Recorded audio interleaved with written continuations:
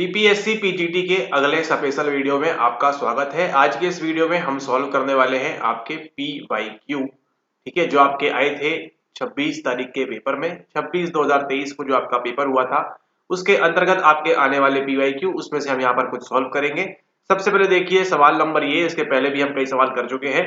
Which one of the following is not a trait theory of personality proposed through factor analysis, यानी कि कारक विश्लेषण के माध्यम से इनमें से किसको नहीं बताया गया है। आइजेंक की थ्योरी, केटल की थ्योरी, मैक्रे एंड कोस्टा की theory, more than one of the above, या फिर इनमें से कोई नहीं, नन ऑफ द अबव। ठीक है, सवाल क्या कह रहा है आपसे, निम्नलिखित में से कौन सा एक कारकीय विश्लेषण द्वारा प्रतिपादित व्यक्तित्व का लक्षण सिद्धांत नहीं है। आइजेंक का सिद्धांत, केटल का सिद्धांत, मैकक्रे तथा कोस्टा का सिद्धांत, उपयुक्त में से एक से अधिक, उपयुक्त में से कोई भी नहीं। तो यहाँ पे सही आंसर क्या होने वाला है, सही आंसर जैसे कि आपको ऑलरेडी मालूम है, नहीं मालूम है तो देख लीजिए यहाँ पर। करेक्ट आंसर क्या होने वाला है आपका, आइजेंक का सिद्धांत जो है वो यहाँ पर सही है, क्योंकि यहाँ किसकी बात कर रहे हैं, यहाँ पर बात कर रहे हैं ट्रेड थ्योरी के बारे में। ठीक है, यहाँ पर ये तीनों ही थ्योरी जो आपकी ट्रेड के अंदर आती हैं, आपके इस उपागम के अंतर्गत आती है, लेकिन यहाँ पर आइजेंक जो है किसकी बात नहीं करते, एक कारकीय विश्लेषण की द्वारा यहाँ पर बात नहीं करते। अगर हम बात करें यहाँ पर कैटल की, तो कैटल ने क्या दिया है आपको, कैटल ने दिया है आपको 16 पीएफ, है ना, 16 पर्सनैलिटी फैक्टर का आपको यहाँ पर दिया हुआ है। ठीक है, इस प्रकार से हमने 16 कारक वाला यहाँ पर देखा था, और उसी के साथ हमने यहाँ पर देखा था मैकक्रे तथा कोस्टा का सिद्धांत, जिसको हम क्या बोल किस नाम से जानते हैं, जिसको हम ओशियन नाम से भी जानते हैं। ये होता है आपकी ओपननेस के लिए, ये होता है आपकी कंसेंशियसनेस के लिए, ये होता है आपके किसके लिए, ये होता है आपके एग्रीएबलनेस के लिए, और ये होता है आपके किसके लिए, नर्वसनेस के लिए। ठीक है, तो इसको आप ध्यान रखेंगे। अगर आपको ये वाला मालूम है कि क्या सही होना चाहिए और ये वाला मालूम है हमारे द्वारा गलत बोला गया है जानबूझ के, अगर आपको क्लिक कर रहा है कि यहाँ पे क्या होना चाहिए, यहाँ पे क्या होना चाहिए, तो आप नीचे यहाँ पर कमेंट कर सकते हैं क्या होना चाहिए इसके लिए, हमको नहीं मालूम, प्लीज बता दीजिए। ठीक है, ई से क्या होता है, एन से क्या होता है, अगर आपको मालूम है तुरंत अगर आपको क्लिक कर गया हमारे नर्वसनेस बोलते हुए के साथ ही, आप नर्वस नहीं हुए और आपको करेक्ट वाला क्लिक कर गया, मतलब आप जो है सही मार्ग पे है, सही से पढ़ाई कर रहे हैं आप। ठीक है, इसका आप ध्यान रखें। कीवर्ड क्या है आपका, कीवर्ड है आपका OCEAN। ठीक है, OCEAN, ये किसके लिए होता है, ये किसके लिए होता है, ये किसके लिए होता है, ये किसके लिए होता है, ये किसके लिए होता है, ये आपका किस पे डेवलप है, इसको डेवलप किया था आपके मैक्रे तथा कोस्टा का सिद्धांत, जिसको हम एक और नाम से जानते हैं, उसको आप क्या बोलते हैं, बिग 5 फैक्टर थ्योरी, है ना। यहाँ पर पंचकारक सिद्धांत की हम बात करते हैं, वही आपकी यहाँ पर ये दी हुई है। ठीक है, तो ऑप्शन नंबर सी जो है यहाँ पर मैकक्रे तथा कोस्टा का सिद्धांत, ये नहीं होगा। केटल का सिद्धांत भी नहीं होगा, क्योंकि दोनों ही सिद्धांतों में किसका नाम आ रहा है, आपके कारक विश्लेषण का नाम आ रहा है। कारक विश्लेषण की शुरुआत कब होती है, शुरुआत होती है आपकी 1904 में। ठीक है, 1904 में कौन आते हैं, आपके चार्ल्स स्पीयरमैन। ठीक है, चार्ल्स स्पीयरमैन आपको देके जाते हैं वहां से, और वहीं पे आपके जो स्पीयरमैन है वो किसकी बात करते हैं, चार्ल्स स्पीयरमैन वहां पे किसकी बात करते हैं, वो बात करते हैं आपकी टू फैक्टर थ्योरी के बारे में। किसके बारे में बात करते हैं, वो बात करते हैं आपकी टू फैक्टर थ्योरी के बारे में, यानी कि यहाँ पर भी देखिए फैक्टर लगाया हुआ है, किसकी बात करते हैं, वो आपकी बात करते हैं द्विकारक सिद्धांत के बारे में। ठीक है, तो हमारे ये बोलने के साथ ही अगर आपको क्लिक कर रहा है कि द्विकारक सिद्धांत किसका है, तो बिल्कुल सही बात है। ये किसकी हम बात कर रहे हैं, ये बात कर रहे हैं यहाँ पर हम इंटेलिजेंस के बारे में। ठीक है, इंटेलिजेंस क्या है, यहाँ पर आपकी बुद्धि की बात हो रही है। ठीक है, और जिसका फॉर्मूला क्या होता है आगे बताते हैं अभी आपको, यहाँ देखिए। ठीक है, इस इंटेलिजेंस की बात हो रही है, इस बुद्धि की बात हो रही है, और बुद्धि का ही यहाँ पर टू फैक्टर थ्योरी के बारे में कौन बात करते हैं, यहाँ पर बात करते हैं आपके चार्ल्स स्पीयरमैन। ठीक है, जिसके अंदर आप देखते हैं का कारक और सा कारक, जिसको हम जानते हैं किस नाम से, दो नाम से जानते हैं, आप जानते हैं यहाँ पर जी फैक्टर, एंड दूसरा वाला होता है आपका एस फैक्टर। ठीक है, यहाँ पर आपका जी फैक्टर, एस फैक्टर, ये जो बोलते हैं कि देखिए सबके अंदर क्या होता है, जी फैक्टर तो सबके अंदर होता है, ये जनरल इंटेलिजेंस जो है सबके अंदर होता है, लेकिन कुछ स्पेसिफिक इंटेलिजेंस होता है अलग अलग गायन के लिए, नृत्य के लिए, वो सब में अलग अलग हो सकता है। ठीक है, तो यहाँ देखिए जी आपका 1 है और ये जो एस बने हैं आपके 2 है, तो इसी के साथ साथ चार्ल्स स्पीयरमैन किसके बारे में बात करते हैं, वो बात करते हैं आपकी टू फैक्टर थ्योरी के बारे में, जो किसकी है, टू फैक्टर थ्योरी है आपकी यहाँ पर बुद्धि की। ठीक है, इसी के साथ चलिए अगर आपको मालूम है वन फैक्टर थ्योरी किसने दी है, तो वो भी आप नीचे यहाँ पर कमेंट कर सकते हैं। ठीक है, आपका यूनिफैक्टर थ्योरी ऑफ इंटेलिजेंस अगर आपको मालूम है किसने दिया है, तो आप नीचे यहाँ पर बता सकते हैं। ठीक है, ओके।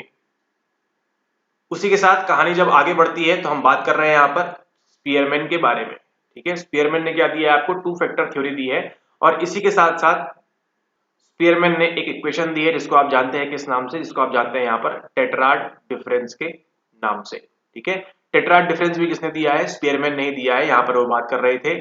ठीक है, तो यहाँ पर देखिए कुछ इस प्रकार से बनती है आपकी क्या, यहाँ पे आपकी बनती है सहसंबंध मैट्रिक्स, कोरिलेशन मैट्रिक्स कुछ इस प्रकार की बनती है। ठीक है, यहाँ पे आपको मालूम होगा ऑलरेडी सहसंबंध क्या होता है, एक का दूसरे के साथ R12 R23, यहाँ पर देखिए। ठीक है, तो यहाँ देखिए डेफिनेशन दी हुई है, प्रॉब्लम समस्या क्या है, क्लासिफिकेशन क्या है, वर्गीकरण क्या है, यहाँ पर एंटोनिम क्या है और अनुमान क्या लगा रहे हैं, इन्फरेंसेस। ठीक है, तो डेफिनेशन का इसके साथ अपना किसी चीज के साथ सहसंबंध कैसे हो सकता है, लेकिन आपका देखिए यहाँ पर डेफिनेशन का प्रॉब्लम से यहाँ पे 0.56 का सहसंबंध मिल रहा है, डेफिनेशन का क्लासिफिकेशन के साथ आपको 0.48 का मिल रहा है। इस प्रकार से आपकी क्या बनती है, इस प्रकार से आपकी बनती है यहाँ पर कोरिलेशन मैट्रिक्स। ठीक है, तो इसी प्रकार से कुछ चार्ल्स स्पीयरमैन ने बनाया था एंड देन आगे जाकर उन्होंने बताया था किसके बारे में, अपनी टू फैक्टर थ्योरी के बारे में, और उसी के साथ साथ बताते हैं किसके बारे में, आपको बताते हैं यहाँ पर वो चार्ल्स स्पीयरमैन टेट्राड डिफरेंस के बारे में। पहला कहा गया कि टेट्राड डिफरेंस जो है वो 0 होना चाहिए, लेकिन बाद में कुछ अन्य समस्याएं भी आई। ठीक है, तो उसके बारे में हम बात करेंगे फिर कभी। यहाँ पे आपके काम का जितना है वो यहाँ पर आपको बता दिया गया है। ठीक है, अगला देखिए यहाँ पर, ये अगर आप इसको समझ पा रहे हैं काउंट करिएगा इसको, यहाँ से लेके 1 2 3 4 5, ये पूरा क्या है, इस प्रकार से कुछ बनी गई है आपकी 16 पर्सनालिटी फैक्टर वाली थ्योरी। ठीक है, वार्मथ पे रिजर्व्ड है, आउटगोइंग है, रीजनिंग में इंटेलिजेंट, मोर इंटेलिजेंट। ठीक है, इसके डिस्क्रिप्शन बताए हुए हैं यहाँ पर। ये आपका 16 पर्सनालिटी फैक्टर किसने दिया है आपको, ये आपकी कैटल की थ्योरी। ठीक है, चलिए वापस आ जाइए प्रश्न के ऊपर। कैटल का सिद्धांत नहीं है, मैकरेन कोस्टा का नहीं है, ओशियन मालूम है आपको, जिसका एक और नाम से आप जानते हैं, जिसका नाम क्या है, बिग 5 फैक्टर थ्योरी। और ये किसका है, आपका आइजेंक के सिद्धांत की बात हो रही है। ठीक है, अगला देखिए सवाल नंबर यहाँ पे, नॉम चॉम्स्की के अनुसार भाषा अधिग्रहण यंत्र क्या है? एक वातावरण जन्य इकाई है जो व्यक्तियों को विदेशी भाषा सीखने देती है, भाषा सीखने देती है। मस्तिष्क का एक जैविक तत्व है जो हमें भाषा सीखने देता है। एक अधिगम विधि है जिसका बहुत से लोग शिशुओं एवं छोटे बच्चों की भाषा को समझने के लिए उपयोग करते हैं। डी उपरोक्त में से एक से अधिक, या ई उपरोक्त में से कोई भी नहीं। ठीक है, तो इसका उत्तर देने का प्रयास करें। यहाँ पर देखते हैं अंग्रेजी वालों के लिए। ठीक है, इसका उत्तर देने का प्रयास करें आप। यहाँ पर 51 नंबर सवाल की बात करेंगे। According to Noam Chomsky what is a language acquisition device? वहां पे आपको पढ़ाया था, तो बताया था आपको किसके बारे में, आपको बताया था लैड के बारे में। ठीक है, बताया था आपको, इसको याद रखना है। सवाल देखिए आ चुका है यहाँ पे, according to Noam Chomsky, Chomsky ने किसके बारे में बताया है आपको, भाषा के बारे में। What is a language acquisition device, यही वो एलईडी की बात कर रहे हैं। एक ऐसी environment entity that allows people to learn foreign language. अच्छा, कि हम आपको विदेशी भाषा सीख सकते हैं, हम चीनी, जापानी, है ना, उर्दू, फारसी, जो भी हम सीख सकते हैं। ठीक है, Persian. A biological element of the brain that allows us to learn language, क्या ये बात करता है? A learning method that many can use to understand the language of infants and small children, ये बात करता है। या फिर D more than one of the above, या फिर E none of the above.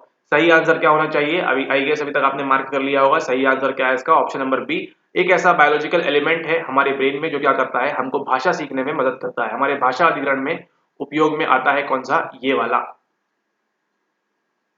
ठीक है, इसी के साथ साथ एक होता है आपका CPH, जिसको हम बोलते हैं क्रिटिकल पीरियड हाइपोथेसिस के नाम से। ठीक है, ये कब होता है? ये होता है आपके लगभग 9 से 13 वर्ष के बीच में। तो देखिए, अगर आज आप कोई नवीन भाषा सीखने जाते हैं, आज आप 20 साल के हैं, 22 साल के हैं, 24 साल के हैं, 30 साल के हैं या 40 साल के हैं। ठीक है, जैसे जैसे आपकी क्या हो रही है, उम्र बढ़ती जा रही है, आपको चीजें सीखने में कठिनाई होती है, क्योंकि आप किसका शिकार हो रहे हैं, आप वहां पर एजिंग का शिकार हो रहे हैं।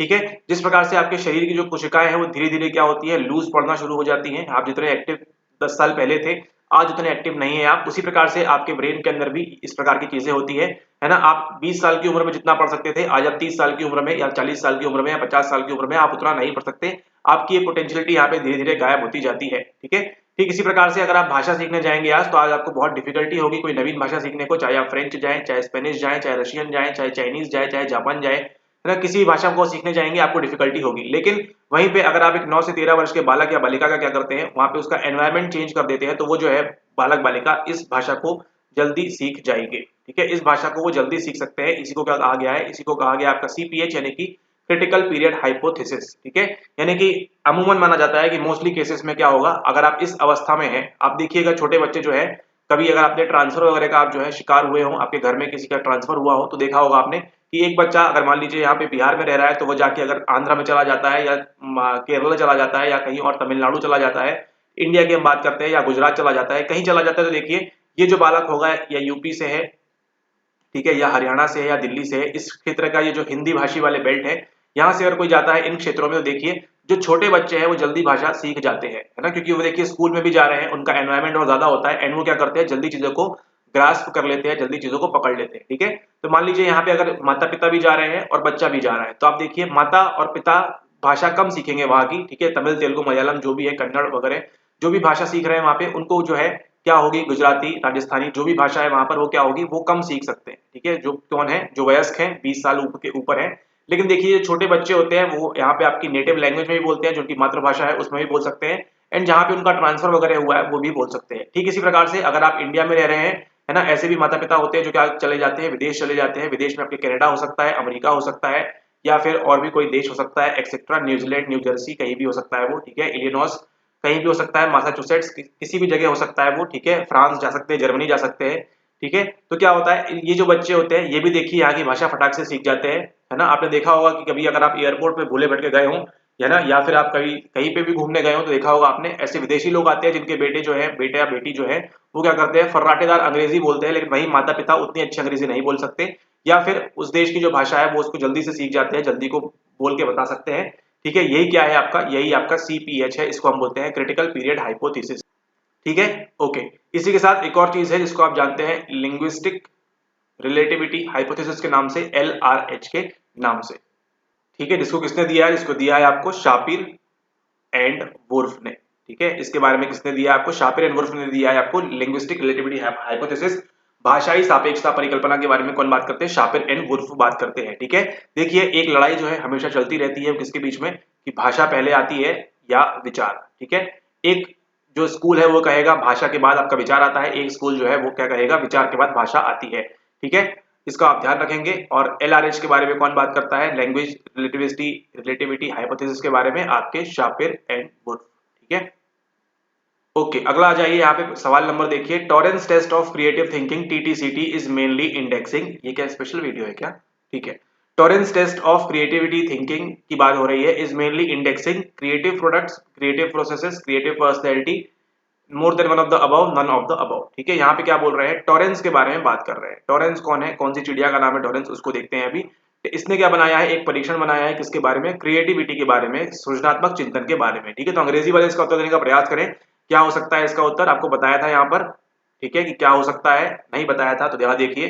ठीक है, सृजनात्मक चिंतन का टॉरेंस परीक्षण मतलब एक परीक्षण है जिसका नाम क्या है, जिसका नाम है TTCT। ठीक है, प्रमुख रूप से मापन करता है किसका, सृजनात्मक उत्पादों का, सृजनात्मक प्रक्रियाओं का, सृजनात्मक व्यक्तित्व का, उपरोक्त में से एक से अधिक, उपरोक्त में से कोई नहीं। ठीक है, तो इसके लिए देखिए आगे आपको एक स्पेशल लेक्चर लगा देंगे, लेक्चर नंबर 6। ठीक है, उसको देख लीजिएगा आगे भविष्य के अंदर। ठीक है, तो आपको क्रिएटिविटी के बारे में समझने थोड़ी सी और आसानी हो जाएगी। थोड़ा सा वो इंग्लिश बेस्ड रहेगा क्योंकि वहां पे इंग्लिश कंटेंट ज्यादा है, लेकिन उसको आप देख लेंगे, आपको दिखा देंगे वाला, तो वहां पे आपको और सुविधा हो जाएगी इसके बारे में और समझने के लिए। ठीक है, ओके, तो यहाँ देखिए किसकी बात करता है, आपका जो TTCT है प्रमुख रूप से मापन करता है किसके बारे में, प्रमुख रूप से मापन करता है किसका, आपका सृजनात्मक उत्पादों का, सृजनात्मक प्रक्रियाओं का, सृजनात्मक व्यक्तित्व का। ठीक है, अब देखिए यहाँ पे Torrance test of creative thinking, जब क्रिएटिविटी की बात कर रहे हैं तो व्यक्तित्व तो आ नहीं सकता, पर्सनैलिटी की बात तो हम कहीं से कर सकते नहीं है। ठीक है, आप हम एक तरफ आप बात कर रहे हैं क्रिएटिविटी की, सृजनात्मकता की, और एक तरफ बात कर रहे हैं पर्सनैलिटी की, दोनों ही यहाँ, हाँ एक चक्कर अगर इंटेलिजेंस की बात हो रही होती है यहाँ पर तो समझ में आता, यहाँ पे इस प्रकार की कोई भी बात नहीं हो रही है तो सी तो ऑप्शन हट गया। ठीक है, यहाँ पे सिंपली किसकी बात कर रहे हैं, वो बात करते हैं आपकी सृजनात्मक प्रक्रियाओं का।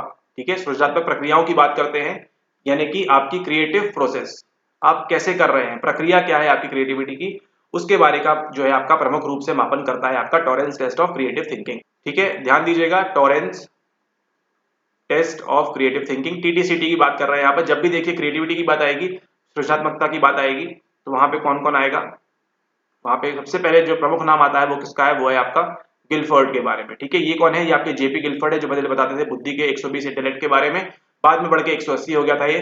ठीक है, गिलफर्ड का model, structure of intellect model, SOI model पढ़ाया था आपको। उसी के साथ देखिए इसके अंदर बात होगी तो किसकी बात होगी, टॉरेंस की बात भी होगी, इसके अंदर वॉलाच एंड कोगान की बात भी होगी। ठीक है, इसका आपको ध्यान रखना है। ठीक है, ओके, इसी के साथ देखिए JP गिलफर्ड के बारे में आपको पहले ही बताया हुआ है। गिलफर्ड ने क्या किया था, सबसे पहले इसकी साइंटिफिक स्टडी स्टार्ट की थी, आगे आपको सवाल भी देखने मिलेगा आने वाले वीडियोस के अंदर।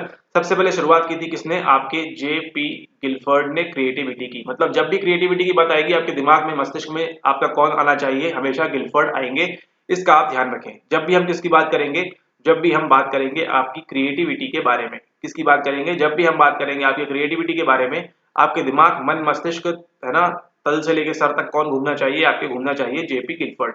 पढ़ाया हुआ था आपको, किसकी बात करते हैं? दो तरह की चीजों की बात करते हैं, कन्वर्जेंट एंड डाइवर्जेंट की। ठीक है, अब यहाँ पे देखिए बीपीएससी ने भी वही किया है, आंसर को देखिए चेंज कर दिया और क्या दे दिया उन्होंने answer? E none of the above. ठीक है, आंसर क्या दे दिया है? नन ऑफ द अबव दे दिया है, क्योंकि जैसा कि आपको वीडियो बताया था कि सवाल गलत फ्रेम हुआ है। ठीक है, सवाल जो था गलत फ्रेम हुआ था। ठीक है, गलत पूछ लिया था उन्होंने, ऑप्शंस उन्होंने प्रॉपर्ली दिए नहीं थे।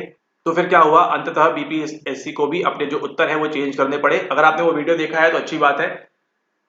ठीक है, और नहीं देखा है तो जाके देख लीजिएगा, प्लेलिस्ट में बना हुआ है जहां पे हम पीवाईक्यू सॉल्व कर रहे हैं। वहां पे बताया था आपको, एक सवाल जब आया था आपकी कन्वर्जेंट अपसारी और अभिसारी चिंतन के माध्यम से, तो वहां पे आपको बताया था कि सवाल जो है गलत दिया हुआ है या सवाल सही दिया हुआ है, तो आपको ऑप्शंस जो है यहाँ पर ये प्रॉपर्ली नहीं दिए हुए थे। ठीक है, ऑप्शंस में जो सही आंसर होना चाहिए था वो नहीं दिया था, इसलिए उन्होंने बाद में आंसर की में चेंज करके क्या दे दिया?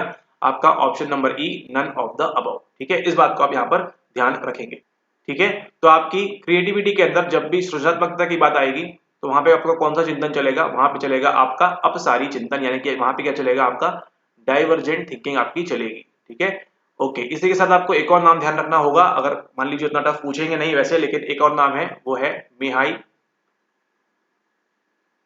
चिक्सिनमिहाई, है ना, इस प्रकार से कुछ नाम है, कुछ अजीबोगरीब नाम देखिए आपको, मिहाई चिक्सिनमिहाई, इस नाम से तो आप समझ जाएंगे कहीं ना कहीं थोड़ी बहुत जो है क्रिएटिविटी की बात वो करने वाले हैं, क्रिएटिविटी की बात होने वाली है।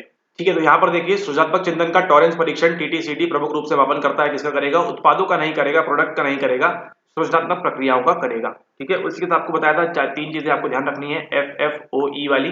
ठीक है, फ्लुएंसी, फ्लेक्सिबिलिटी, ओरिजिनलिटी एंड एलैबोरेशन, वही की बात कर रहे हैं यहाँ पर, इसी को हम मापन करते हैं आपके Torrance test of creative thinking के अंतर्गत। चलिए आगे देखिए, इस प्रश्न की बात करेंगे, निम्नलिखित घटनाओं में से कौन सी वह एक प्रमाणित करती है कि प्रयोज्य तटस्थ उद्दीपक शब्दों को पहचानने की अपेक्षा संवेगात्मक रूप से आवेशित शब्दों को पहचानने में अधिक समय लेता है? प्रात्यक्षिक सतर्कता, प्रात्यक्षिक रक्षा, प्रात्यक्षिक छायांकन, उपयुक्त में से एक से अधिक या उपयुक्त में से कोई भी नहीं। इसका आंसर देने का प्रयास करें। यहाँ पर सवाल पढ़ लिया है आपने, 2 मिनट वीडियो पॉज करके इसको आप देख सकते हैं। अब यहाँ पे देखिए इंग्लिश वालों के लिए क्या बोल रहे हैं, विच one of the following phenomena demonstrates that subject takes longer time to recognize emotionally charged words when compared to neutral stimulus words। ठीक है, यानी कि जो सब्जेक्ट है आपका वो क्या लेता है? ज्यादा समय लेता है पहचानने के लिए इमोशनली चार्ज वर्ड्स। ठीक है, जो क्या कर सकते हैं? उसको इमोशनली चार्ज कर सकते हैं as compare to neutral stimulus words. उसको क्या कहेंगे? आपको परसेप्चुअल विजिलेंस कहेंगे, परसेप्चुअल डिफेंस कहेंगे, परसेप्चुअल शेडोइंग कहेंगे, डी कहेंगे या फिर ई कहेंगे यहाँ पर।